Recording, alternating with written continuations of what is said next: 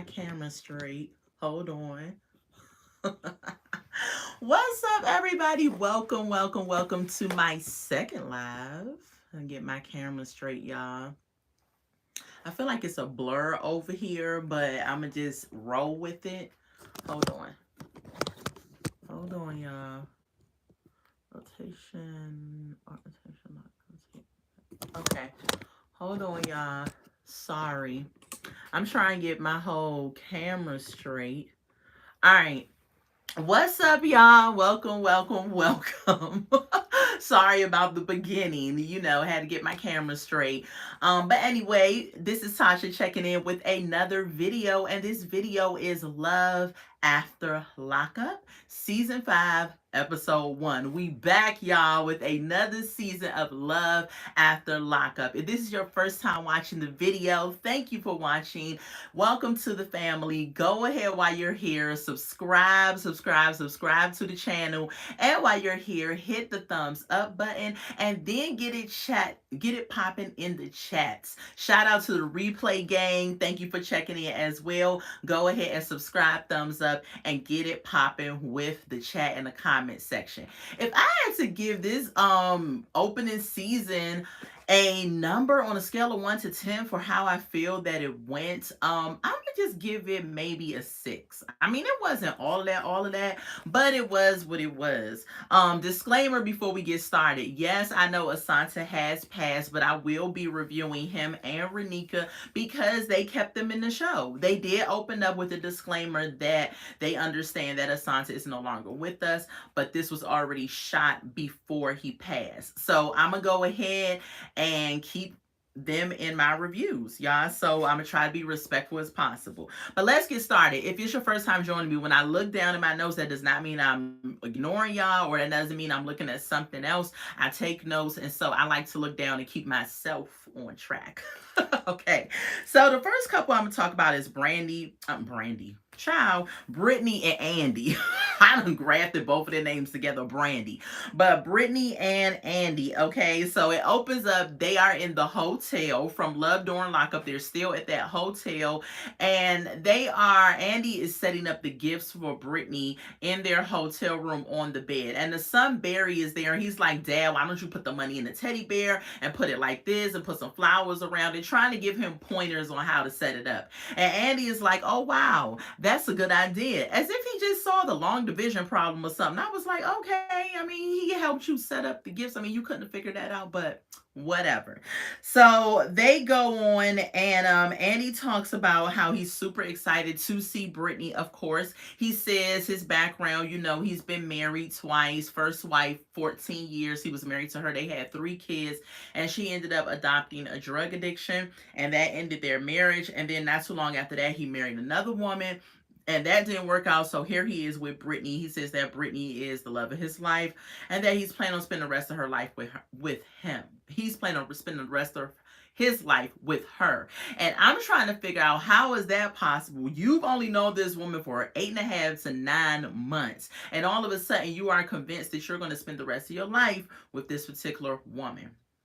I guess. We shall see. So Andy, Gracie, and Barry are going to go pick up Brittany, and they got rented a little car to go pick her up in a bigger car. And I was like, I'm glad, because the last Love During Lockup, I said, I know they're not about to go all fit in Andy's little car. So they went, they got flowers, they got balloons, and Barry is like, what's up with the balloons? And Andy is like, well, I figure like we could release the balloons into the air, just like when she gets out, she's being released or something into that. I don't know. Whatever he was trying to do, epic fail, because when they and I'll get into that later. It was an epic fail anyway.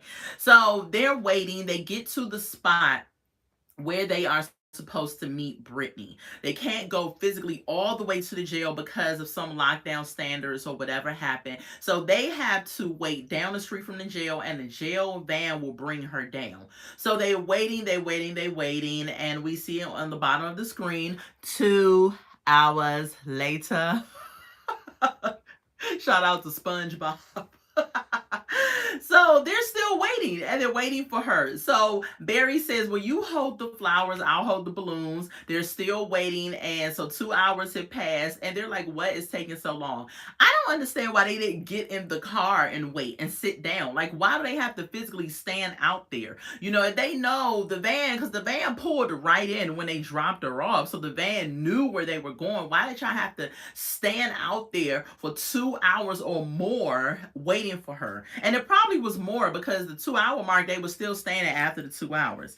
So finally, Brittany ends up arriving in the van. She gets out of the van. I thought it was a very touching moment that she went to Gracie first and she hugged her and they embraced for a while because Gracie had her confessional and she said that she was very close to her mom. She misses her mom. She said she's going to stay on the right path this time. All of the hope and faith and aspirations that she was talking about her mom, I really hope Brittany does not disappoint her daughter and end up doing anything. Gracie says that she thinks she's going to be on the right path and she's not going back. So they embrace and everything. And then, of course, she hugs Andy. And then she says, hey, Barry, gives him a little pat hug, whatever. And then they say, we got you flowers and we got you some balloons. And Andy is like, release the balloons. Child, first of all, before he even said that, I was like, them balloons look like they ain't got enough helium to jump up to 5 feet, let alone fly up in the air. Child, I was right. Them balloons, when she threw them up, the daggone balloons came tumbling right back down to the ground. It did not work. It was an epic fail, like I said earlier. So they get in the car because she's like, yeah, I'm ready to get out of here, ready to go home, the whole nine. Brittany also in her confessional says, she's glad to be out. Like she's like all of them say she's gonna stay on the straight path. She said because she did a lot of crimes. She said every cop in her town knows her by her hair. They don't even have to see her face. She's committed so many crimes and done so much stuff that every cop in her town knows who she is. I was like, dang. That is crazy. But anyway, we shall see how their story goes. Moving on to the next couple, y'all, which is going to be Renika and Asanta. Y'all, Renika still has on that green wig. Now, we've seen that green wig on Love During Lockup the whole entire season of Love During Lockup. Child, she said, I'm going to do one better for y'all. I'm going to bring this bad boy over into Life After Lockup. And we kind of like, yo, do you have any other wigs, Miss Big Diva? Like, get it, girl. That thing is ugly, in my opinion. But anyway, let's continue on. So they opened up showing them from where Love During Lockup left off. Of course, she was waiting for Asanta outside. He finally comes out, and it's this awkward greeting that they have for one another. She hops on him, hugging him, crying, and like, I love you, and blah, blah, and all that other stuff. So they get in the car. They're driving, of course. While they're driving, her phone rings. And before her phone rings, Renika says she has 3 different personalities and she breaks them down. She says she has Nika, and she talked about how that is the one that when she walks in the room, Big Nika, that's the rapper, the one that commands attention. Then she says she has Renika, that's really soft and timid and like a soft voice mom and all of that. Then she says she has Nettie or Neki or whatever the name was, that's really like ratchet ghetto, the whole nine. And if you ask me, all of them combined in one is ghetto.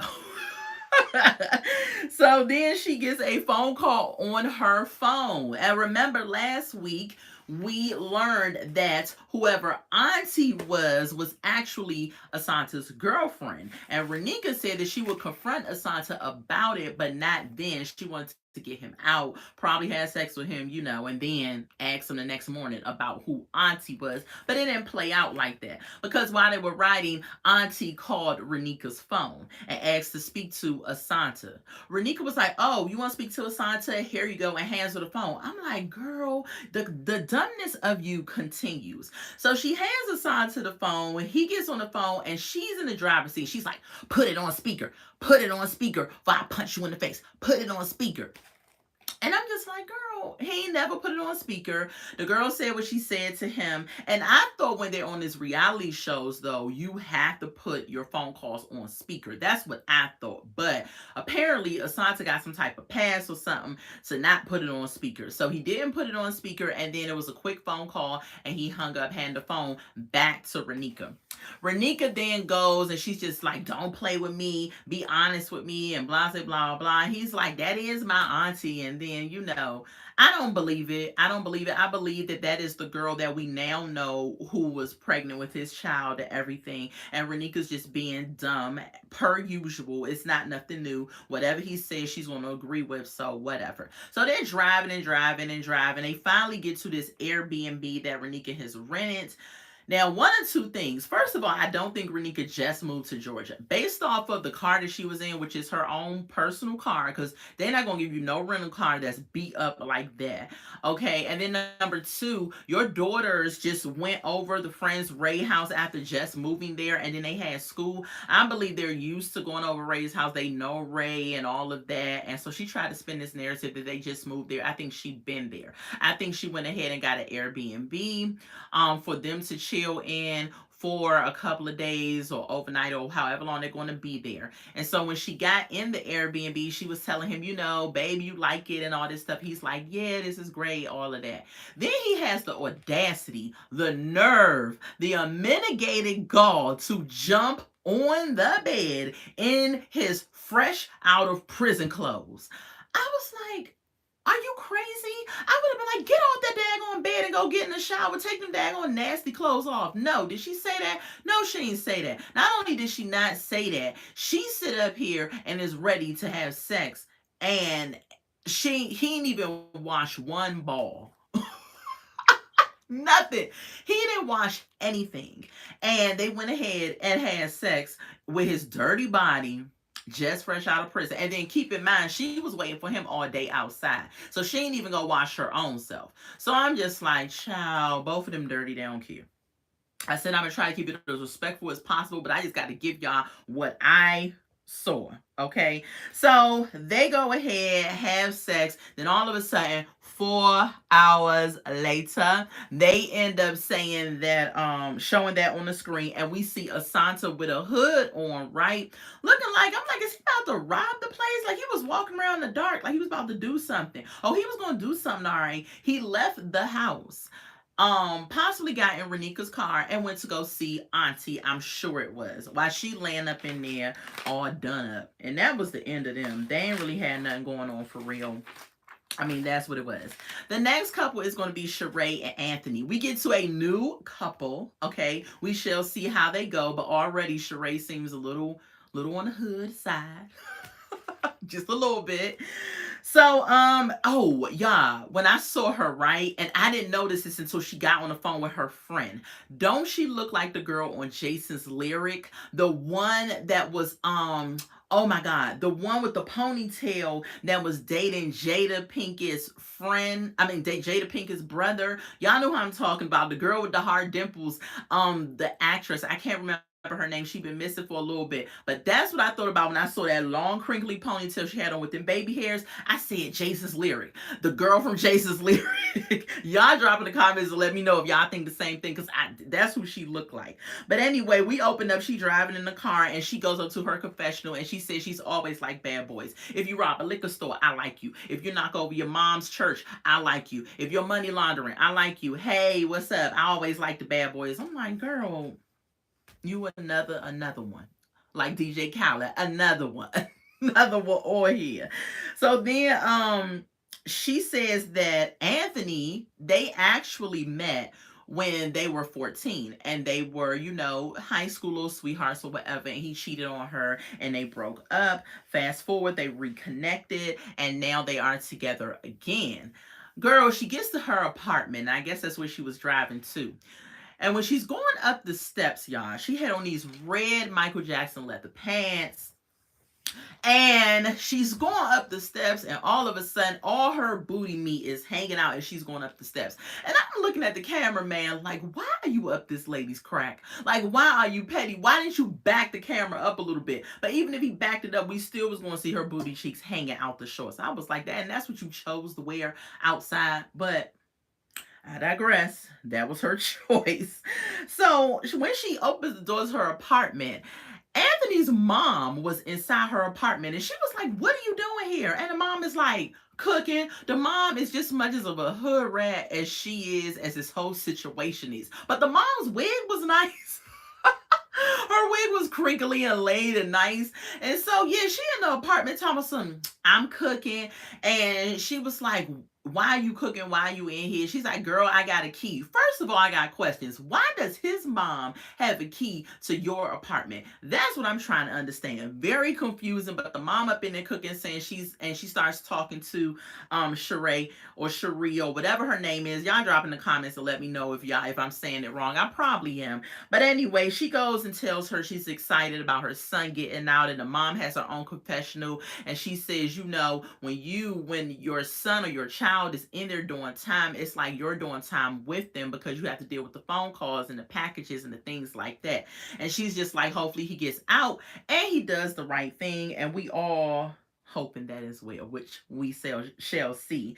They have been together for 3 years, and she says, yeah, she is in love with him and will always love him. That's what Sheree said.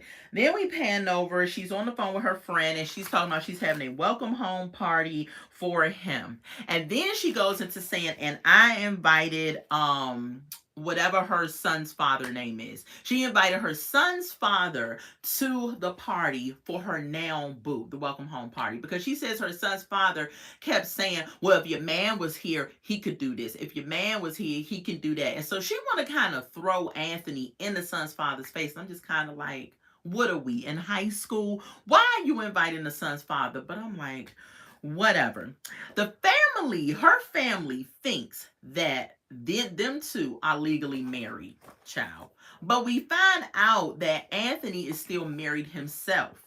He filed for divorce in jail, and he thought the paperwork went through, but the paperwork did not go through. So he is actually still married. And I'm like, this story keeps getting worse and worse.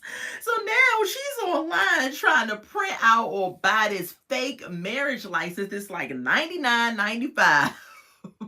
And she only try about this marriage license so that she can basically frame it or something, I guess, in the house to let everybody know that they are literally married. And yeah, she said she's his wife no matter what. And I said, child, you ain't got no documentation stating that, so you can be the wife in your own mind, but that ain't what it is. Moving on to the next couple, which is Melissa and Louis. I do not like Melissa's accent. I know that's that whole New Jersey accent, but she sounds like Fran Drescher or Fran Drescher. Remember the show Nanny back in the day? She sounds like Mr. Sheffield. She sounds just like her. And I'm just like, it's so annoying. But anyway, we open up and she's driving. She's on her way to go meet her family. They're going to have lunch at this diner. And Louis is about to actually get out in 2 days. And when she gets there, her 2 sisters are there and the father is there. One of the sisters ended up having locks in her hair, y'all. And it was not with her real hair, because I have seen white people before have locks in their hair and they're kind of messy and frizzy and a little bit of something going on. But no, this chick, her hair looked just like mine. Almost just like mine. And the neatness of it made me feel like, does this girl have freaking crochet in her hair or weave in her hair that's in this texture? And I was just kind of like, huh. I just left it at that. I was like, huh. So they're sitting there, they're talking about Louis and all of this, and they're talking about how, that she's eager for him to come out the whole night. And then the sister says, well, he ain't got no teeth, so, and she's like, I know that, but he pulled me without having no teeth. That's what Melissa says. And so they start joning on the fact that he don't have no teeth. They was like, he got 1 tooth. And Melissa was like, no, he actually got 5. And I'm like, what is going on? This nigga ain't got no... Child, I'm sorry. This man ain't got no teeth. If y'all heard that, My bad. I'm trying to work on saying certain things. She was like, he ain't, I said, he don't have no teeth. He got zero teeth. And Melissa talking about five. And she talking about the teeth came out of his mouth because of the drugs. So I guess because he was on drugs that it affected his teeth. And that's why I'm like, I'm never going to ever. Nobody has to ever worry about me getting on drugs, smoking cigarettes, the whole nine. Because it messes up your skin. It messes up your appearance. It has you smelling bad. It just is a bad thing. Like I'm never gonna have you're never gonna have to worry about hearing like, oh, Tasha was on. No, Tasha ain't on nothing because I ain't about to be looking like that and I ain't about to have all my teeth fall out my mouth. So no, no, thank you. I'll keep them.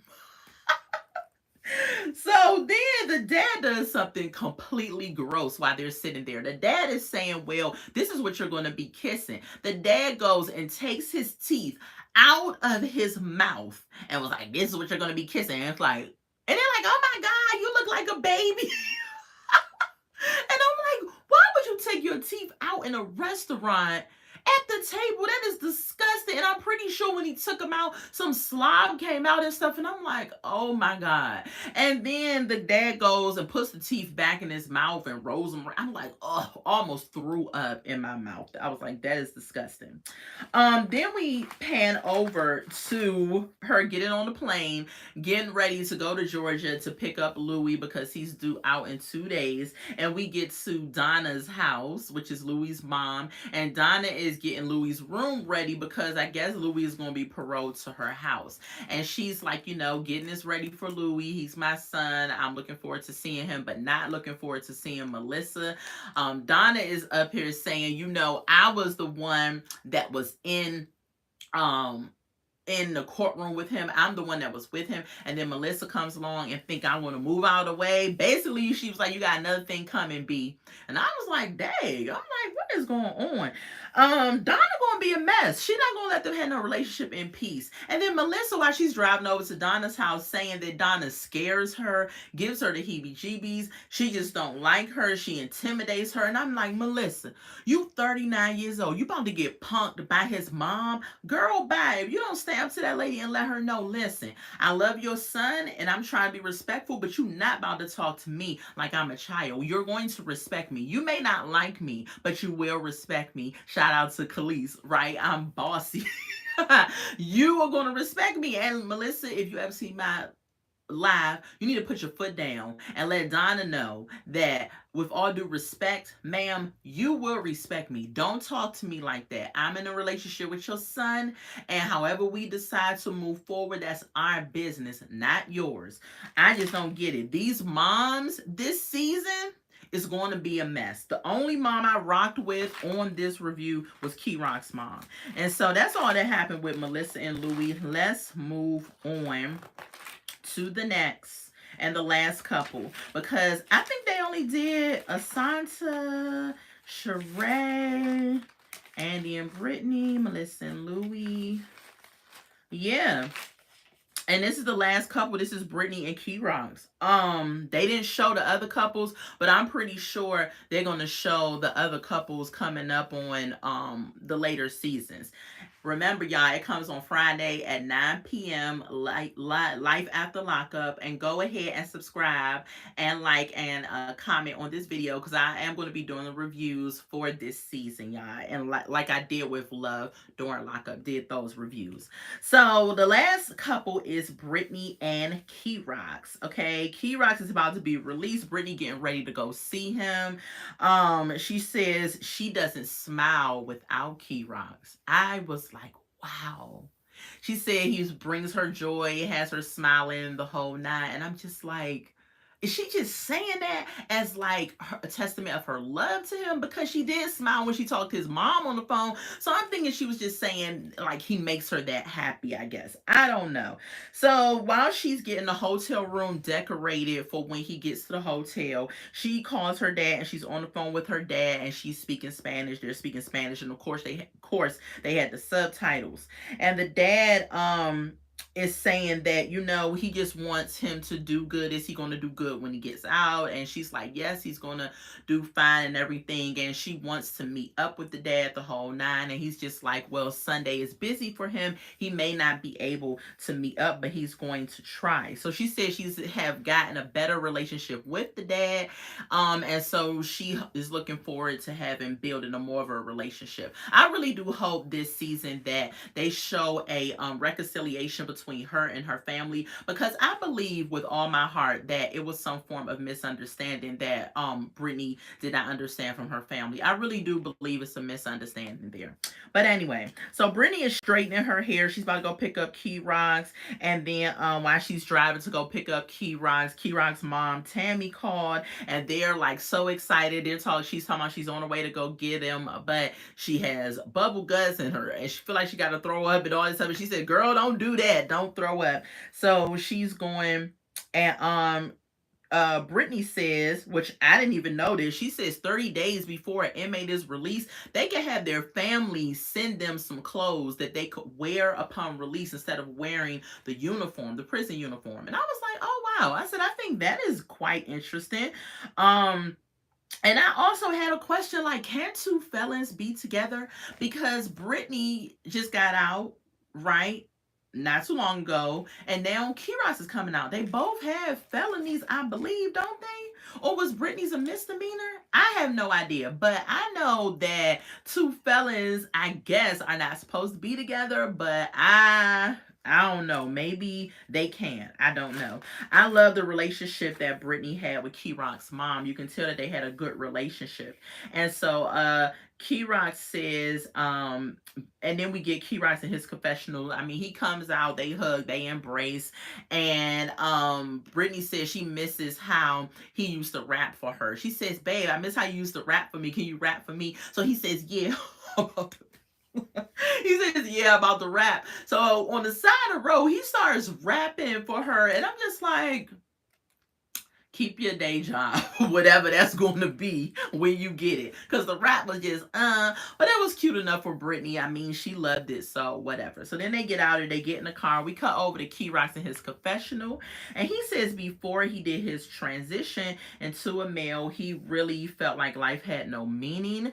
And he says he began after he began before he began his transition, he was known as a stick-up kid, and that's how he got into the crime, because he was probably battling between and within himself, trying to figure out his sexuality, things like that. He became a stick-up kid and got locked up, and then he was in there for 7 years. When they got to Key Rock's mom house, which is weird because I did not know this whole time on Love during lockup that Brittany was staying at that house, and Key Rock's mom is staying at that house. They ain't show his mom that whole season of Love during lockup, unless she was visiting over there or something. I don't know, but anyway, the mom sees Key Rocks and she hugs him, and she has this scarf wrapped around her. And I thought it was because of COVID that she was trying to keep the scarf around her, but she goes, she embraces him, she hugs him. She's so good. She's so happy to see him. Then he has a brother. The brother came out. They all hugged in a little circle and everything, and Brittany was just standing back letting them have that moment. Key Rock says that it's so good to see his mom because she was battling breast cancer while he was locked up, and he was so sad that he couldn't be there for her. She ended up having to do chemo and things like that, and it caused some skin discoloration on her. So you can see on her hands she had some, and her face was kind of two-toned and everything. And so Key Rock was like, "You're beautiful. You don't have to cover it up." That's why she had the scarf on her. And he said, "You don't have to cover it up." They sat there, they talked, they had a moment. It was really touching. And the mom let him know, it doesn't matter what you do or who you are. I do love you. You are loved, and you are fine just the way you are. I thought that was awesome and beautiful. She said, "I love you no matter what." She was really really kind to him. How a parent should be, in welcoming their child home or in dealing with their child, period. That doesn't mean that you're your child's best friend, that you condone everything everything they do. But the fact that you just had this moment where you just was like, nothing else matters. My child is home. I haven't seen him in so long. I love you, and just pour your heart out to them. So I believe they have a really good relationship outside, even before he had got locked up. Did I leave out anything? Let me make sure I didn't leave out anything. Anything. Nope, I don't think I left out nothing. It's crazy because it seemed like the episode was so long, but it really a whole bunch did not go on. Next week we're gonna probably get some more of the couples. As you know, Keith and Letitia is supposed to be on here. Um, and I'm not sure who else is supposed to be on here, but I know we was missing Keith and Letitia, and I'm pretty sure it's going to be another person on here. But y'all, that is the end of my review for Love During Lockup Season 5, Episode 1, Born This Way. Please make sure that you like, that you comment, and that you subscribe to my channel. We have a good time and a fun time over here. Thank you all to my new subscribers. I'm so excited how my channel is growing. Thank you to the people that's been rocking with me from the beginning. Thank you all so much for taking your time out to watch this review. And until next Friday, I will see y'all later. Bye.